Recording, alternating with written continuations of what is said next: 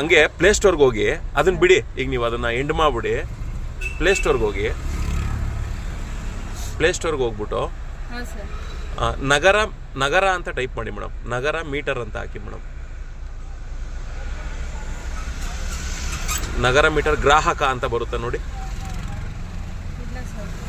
ನಗರ metre ಗ್ರಾಹಕ ಅಂತ ಹಾಕಿ madam.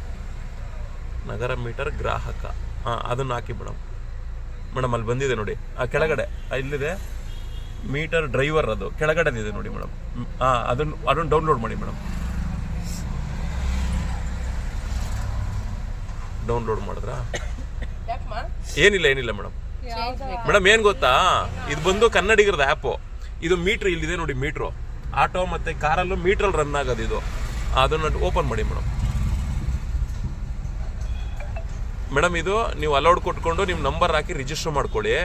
Next ಇದ್ರಲ್ಲಿ ಏನು ಅಂದ್ರೆ ಈ ತರ ಎಲ್ಲ ಡಿವೈಸ್ ಅಲ್ಲಿ ಬಿಲ್ ಬರಲ್ಲ ಮೇಡಮ್.